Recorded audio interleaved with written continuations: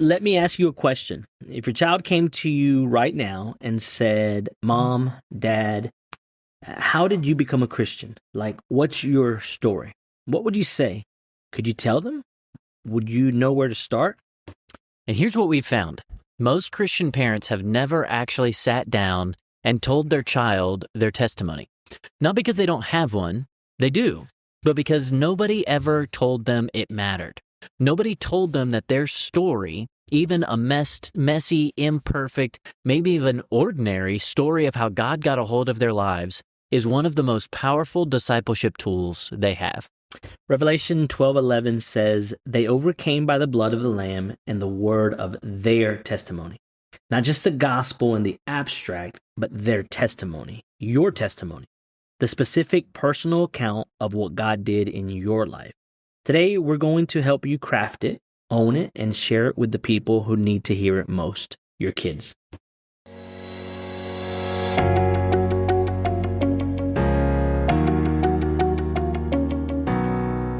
Welcome to Equipped for Impact, the podcast designed to assist Christian parents, leaders, and educators to raise up the next generation to stand firm in their faith and influence the world for Christ. We're your hosts. I'm Nate. And I'm Lewis. And we are glad you're here with us, where we're kicking off a brand new series on sharing your faith. And today is that foundational episode where we're talking about how to share your testimony.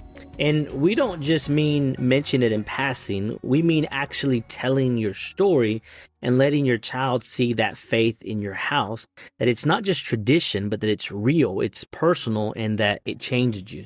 Over the next couple of episodes, we're going to build on this. We'll talk about how to actually have a gospel conversation with your child and how to equip your kids to share their faith with their friends. But today's that starting point, because you can't teach your child to share something that you haven't owned yourself. So let's start with the why, because I think a lot of parents skip this step. They'll read their kids the Bible, they'll bring them to church, they'll talk about God in general terms, but they never actually say, this is what God did in my life. And here's why that matters. Your child doesn't just need information about God. They need to see that God is real to you, that he didn't just show up in the pages of the Bible, but that he showed up in your kitchen. He showed up in the worst year of your life, that he showed up in the moment when you hit rock bottom, or the moment when you were sitting in a church pew at age 9 and something clicked. So there's a reason that Psalm 78 opens the way it does. And I love this psalm. There's a lot of different places you could go that get a very similar sentiment to this. Like we go to Deuteronomy 6 all the time, so we're not going to go there yet today. But towards the end of Deuteronomy 6, Moses says over and over again, remember, remember, remember. Remember all the way the Lord your God has led you. And Psalm 78 is a kind of a worship song that the nation of Israel would use to kind of remember that and keep that in front of them. In verse 4, it says, we will not hide them from their children, but tell to the coming generation the glorious deeds of the Lord and his might and the wonders that he has done, to establish a testimony in Jacob and appoint a law in Israel, which he commanded our fathers to teach to their children. You see, there's a lot of similarities, right, to Deuteronomy 6, that the next generation might know them, the children yet unborn, and arise and tell them to their children, so that they should set their hope in God and not forget the works of God, but keep his commandments. You know, that there's a whole thing there, right, of just passing on the faith to the next generation. Yeah. And a lot of this is like parents are just sharing what God has done in their lives. And generally we should talk about that, like, hey, God showed up this way, God provided for our family that way. But there's a specific thing that, you know, it uses the word hide here. There's a specific thing we shouldn't hide from our kids, and that's specifically how God saved us, because that's really the greatest work that God has done in our lives, is saved us. He's redeemed really us. Good. I actually preached a sermon recently on Psalm 78. Yeah. And it was really cool doing a word study and the different Hebrew words and their significance. Yeah. And one of the words there was the Hebrew word tehillah, which is the word that we get praise from, right? And so it talked about like I talked about sharing our tehillah, right? Like praiseworthy moments in God. And that helps us tell the story because sometimes we underestimate that your story is evidence for your Yep. kid, right? Yeah. So that real firsthand eyewitness evidence that God is alive and working. And so when your teenager is sitting in a college dorm room 2 years from now and someone asks them, why do you even believe this stuff? One of the most powerful answers that they can give is because I watched it happen to my dad. I watched it happen to my mom, and I watched it happen to me. And your story, right? Your breathing piece of history becomes the apologetics that live inside your own home. Yeah, that's really good. And let's address something right here up front, because I know somebody's listening to this and they're already thinking, my story isn't that impressive. I didn't come, out of addiction or some dramatic background where God saved me. I just grew up in church and heard the gospel and believed. And let me tell you guys, that's me, right? I'm right in the same boat with you.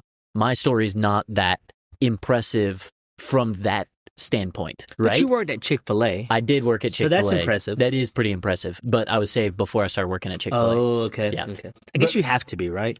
They may. I don't know. I used to tell people that I would pray for the chicken before it goes out. Actually, I do still tell people that. Yeah. And most of them believe me. Because you were a chef. I was a head chef. I have the chef's coat with like my name embroidered on it, and it says head chef. Head chef. Yep, it's right there. Yep. All right, back on track. But if you are in that camp, okay, what I always tell people is that in and of itself is just as amazing grace that God has shown you. That's good. Because he saved you before you had the chance to go down that path. That's really good, yeah. And so emphasize that with your kids. And because hopefully if you're listening to Equipped for Impact and you're following the recommendations we give you on the last almost 60 episodes of this podcast. This is episode 59? 59, 58? Wow. Yeah, 59. So if you are following that, your kids are going to grow up and hopefully accept Christ at an early age, and they will not go down that path and have some dramatic change testimony, but they need to recognize that even that is God's grace. So emphasize that so that they know this is a good place to be in. And so what we need you to be thinking about, right, is what is my story and how does it apply to my kid, right? Because, like we mentioned, your testimony matters specifically to your child. Nate mentioned it earlier, Deuteronomy 6, right? And that's kind of the heartbeat of everything that we do in this show. It calls parents to love God with everything they have and then to pass it on. And the vehicle for that transmission, it's not your church curriculum. It's not your children's church program. It's not your teens program, right? It's your life. It's your story. It's the authentic witness of a parent who can look at their kid and say, God changed me, and I believe that he can change you too. And so we're going to get practical here. Yeah, let's do that, because we need to talk about how to share your testimony. And we kind of need to make sure we are clear on what a testimony actually is and what it's not, right? Because I think one of the reasons parents don't share their story with their kids is that they have this mental picture of what a testimony is supposed to be like, and kind of unrealistic expectations, of standing up and having a microphone and making it all organized and polished. And it really doesn't need to look like that to really count when you're sharing your testimony, especially with your own kids. Yeah, because a testimony is simply your personal account of what God has done in your life. That's it, right? It's not a sermon. It's not a performance.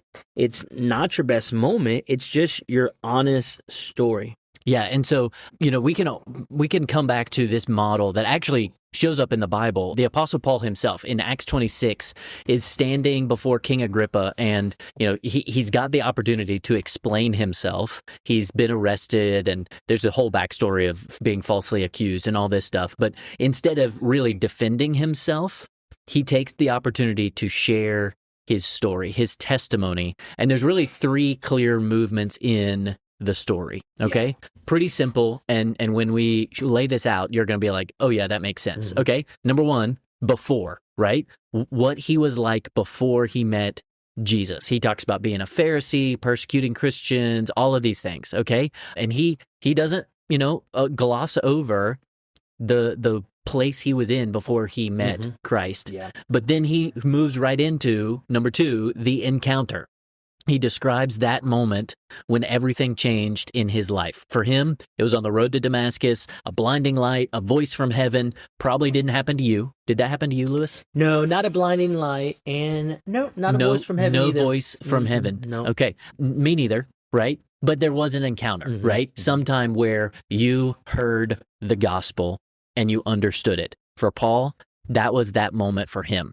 And then he talks about after, what his life looked like afterwards, and the purpose he'd been given, the mission he was living on. And so that's the framework: before, encounter, after. And if you notice something about Paul's testimony, Paul's talking to a king, and he uses plain, direct language. He doesn't try to impress Agrippa with his credentials or his theological depth. He definitely had them, right? He didn't bring up premillennial dispensationalism. He did not, right? I'm pretty sure Paul was a dispensationalist, though.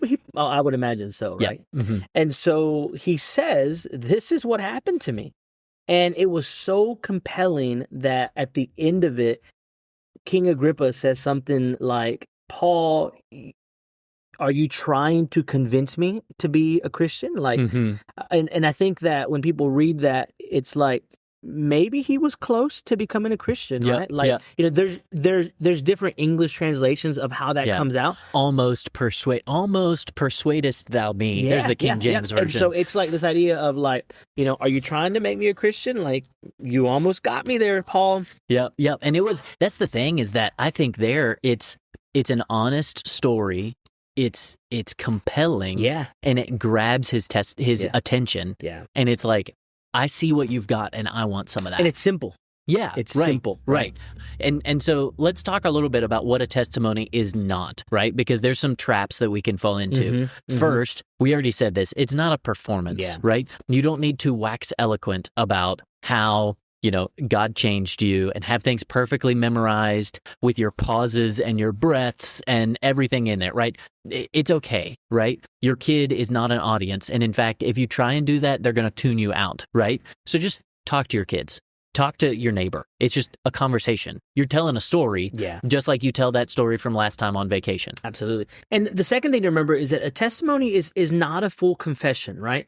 And so sharing your testimony with your child is not the same thing as disclosing every sin you've ever committed, right? Or like embellishing that to make it seem like, look at how big a bad sinner I was and God saved me. Absolutely, right. This isn't a confessional, right? You're just painting a picture of who you were before Christ and who you are now. And it's important, right, that you don't embellish sin, because sometimes the appearance of sin can be enticing to your kid. And if you get down too big of a rabbit trail with what you used to be, and you're disclosing, well, like, I used to do this, I used to do that, you may inadvertently move your child in a direction where they're like, well, wow, my parent used to be really bad. He did that, and so now I can do that and still turn out okay. Absolutely, right? Yeah. And so remember, the level of detail should be age appropriate and purposeful. And this is important, right? That doesn't mean that you sanitize your story, right?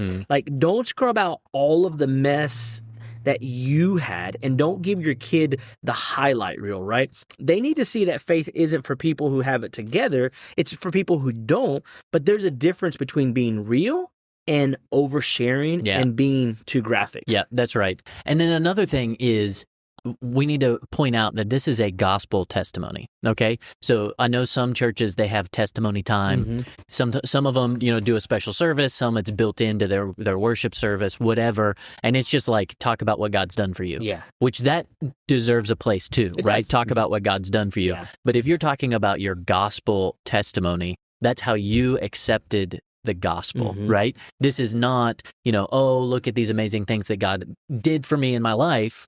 They're amazing. That's awesome, right? But if you don't talk about how you recognized your need for salvation and trusted Him for salvation, then that's that's not a gospel testimony. Yeah. That's just you worshiping, praising God for what he's done, Absolutely. which is good, Yeah. but that's not your testimony. And because ultimately, right, you want the testimony to do the work. This isn't a time for you to lecture and then be like, and pull that Jesus juke. That's why you need to follow. That's why you need Jesus.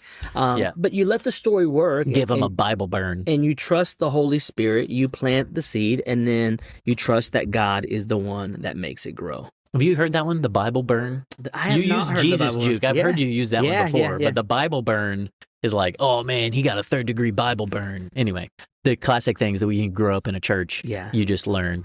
All right, let's get down to it and talk about how we've already given you the 3-part framework, but how does this actually play out in your life and as you are kind of getting things straight before you share this with your kid? Where should parents start, Liz? So remember, we're doing 3 parts, right? The before, the encounter, and the after, right? And that's right from Paul's playbook. And so here's what I want you to do as we walk through this, right?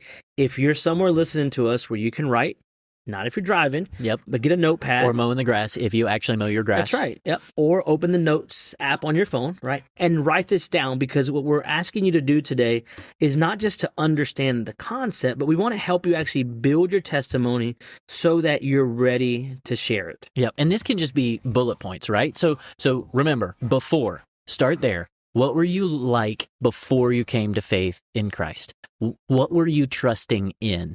What was your life centered on, right? Those are the key questions for you. What did you believe about God, about yourself, before you came to trust in Christ alone for your salvation? So if you grew up in church and you were saved at a young age, your before might look different than someone who came to faith in their 20s or 30s, and they've been running from God and had a whole list of sins in their life, right? But if you're saved out of that, like that church context, maybe your before might be, I knew all the right answers, but I was trusting in my knowledge of the truth to save me instead of trusting in Jesus, right? So it's still a before, even if you don't have a whole big list. But you can just write that down, a couple of bullet points. Yep. So 2-3 bullet points, if you've got time, sentences, right? What were you spiritually? Where were you spiritually? What were you chasing? What was your understanding of who Jesus was before it became personal? Yeah. And so the second part, the encounter, right?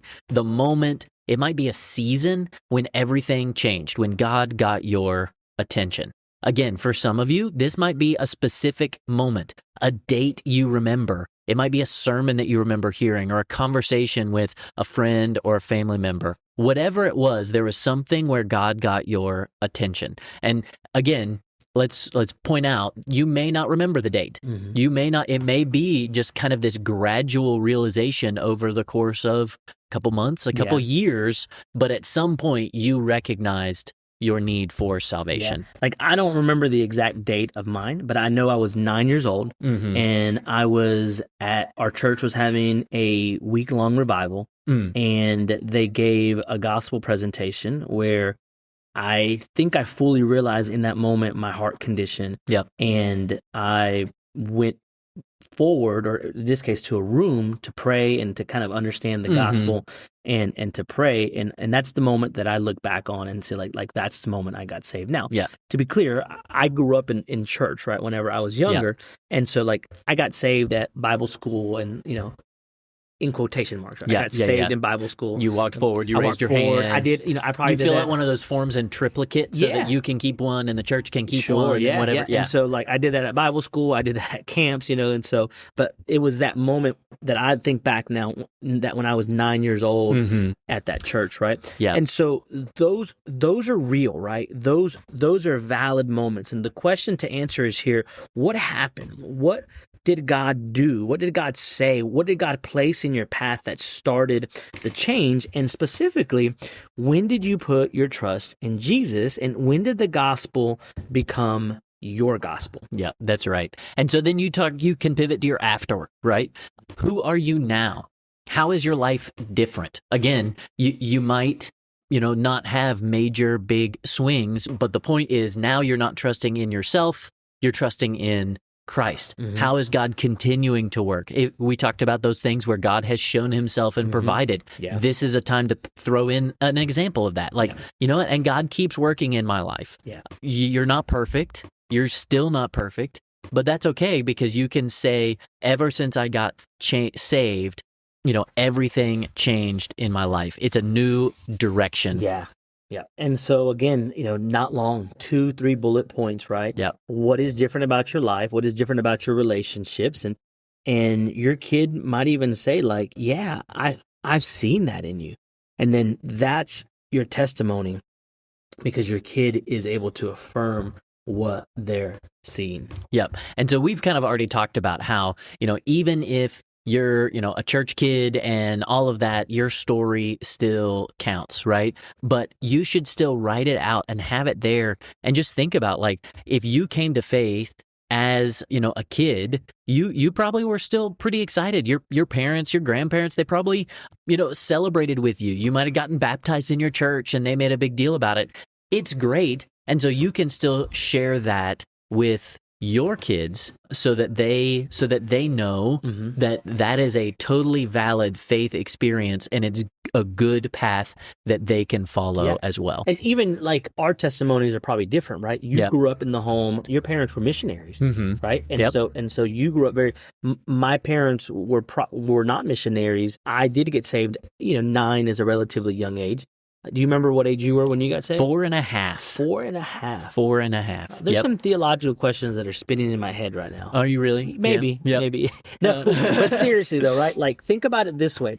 If your child, regardless of age, came to you right now and they were sitting in your living room, would you tell them their story doesn't count because it wasn't dramatic enough, right? Like, Nate, you may have gotten saved eating like Chick-fil-A, right? I don't think Chick-fil-A had expanded outside of Atlanta, Georgia. Okay. When I was saved. So you weren't eating Chick-fil-A when you were saved? I was not, at 4.5, sorry. Right? But you would still celebrate it, right? Like, like you'd call grandma, you'd write it in a journal. Like, God saving a child early is not a lesser miracle. In fact, it's a greater miracle. And I'll tell you something else about the church kid testimony. It is actually deeply relevant to your child who is probably also growing up in a Christian home, right? When you say, I knew all the right answers growing up, and there came a moment when I had to decide if I actually believed it for myself, you're speaking directly into their experience. And you're not a cautionary tale. You're not a roadmap. You're just saying, I stood right where you're standing, and here's what it looked like when it became real for me. Yeah, that's really good. So, Lewis, before we kind of land this plane, any final words for a parent who's listening and thinking, I don't know if I'm ready for this conversation or telling my story right now? Yeah, so here's what I would say is, ready or not, your story is already influencing your child. They are watching your life every single day. And so the question isn't whether your testimony is shaping them. It is, right? The question is whether it's doing it on purpose. And when you share your story, you're not just giving your child information, you're giving them permission. You're giving them permission to have a real faith, and you're giving them permission to struggle and believe, and you're giving them permission to say, God got a hold of someone just like me. And so take some time this week to write down your before, your encounter, and your after, and keep it to 2 to 3 sentences each, right? And then practice it out loud. And then when you find the moment, whether it's on the car ride, right, whether it's at the dinner table, whether it's late at night, find some time to tell your kid your story. And you don't have to be Billy Graham or Charles Spurgeon or D.L. Moody. You just have to be honest and let God do the rest. Yeah, that is so great. So thank you all for listening today to Equipped for Impact. And we would love to hear from you guys of how this went if you had this conversation. So shoot us an email, podcast@waynechristian.org, and share this parent with another, parent who needs to hear this episode and, learn about sharing their testimony, or maybe even listen to it with your own kids so that they can learn to share their testimony too. And make sure you subscribe so you don't miss the rest of this series about sharing your faith as we keep rolling with that here. But until then, keep leading the next generation to stand firm in their faith and influence the world for Christ.